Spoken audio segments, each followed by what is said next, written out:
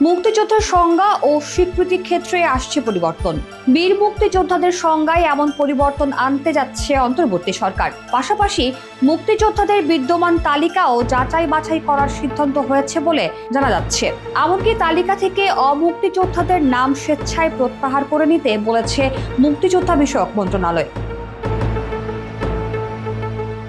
ইতিমধ্যে মুক্তিযুদ্ধ বিষয়ক মন্ত্রণালয়ের ওয়েবসাইটে দেওয়া হয়েছে অমুক্তিযোদ্ধা শনাক্তকরণ অভিযোগ ফর্ম।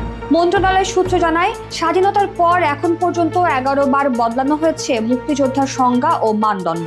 অন্যদিকে বীর মুক্তিযোদ্ধাদের তালিকায় সংযোজন বিয়োজনও হয়েছে মোট 7 বার। অবশ্য এ প্রসঙ্গে মুক্তিযুদ্ধ বিষয়ক মন্ত্রণালয়ের উপদেষ্টা ফারুকী আজম বীর প্রতীক জানিয়েছেন, মুক্তিযোদ্ধাদের মধ্যে অনেকে চান রণাঙ্গনে যারা বন্দুক নিয়ে সশস্ত্র লড়াই করেছেন তারা মুক্তিযোদ্ধা হিসেবে খ্যাত হবেন।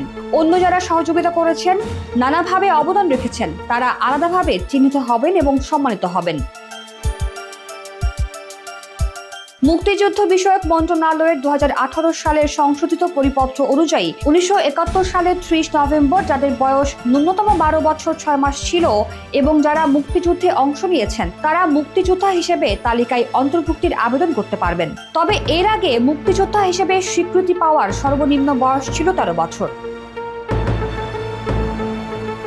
মুক্তিযোদ্ধার সর্বনিম্ন বয়স 12 বছর 6 মাস নির্ধারণ করার পর থেকে এখন পর্যন্ত 28টি মামলা হয়েছে। তবে মুক্তিযোদ্ধা হিসেবে স্বীকৃতি পাওয়ার সর্বনিম্ন বয়স কত হওয়া উচিত তা নিয়ে এখনো কোনো চূড়ান্ত সিদ্ধান্ত আসেনি।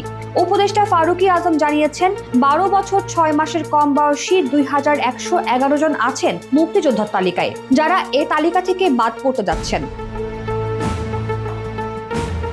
মন্ত্রণালয়ের তথ্য বলছে, বর্তমানে একজন বীর মুক্তিযোদ্ধা মাসিক 20,000 টাকা ভাতা পাচ্ছেন। 2 ঈদে 10,000 টাকা করে আরো 20,000 টাকা ভাতা পান। এছাড়া বিজয় দিবসে 5,000 ও বাংলা নববর্ষে 2,000 টাকা ভাতা পান একজন বীর মুক্তিযোদ্ধা।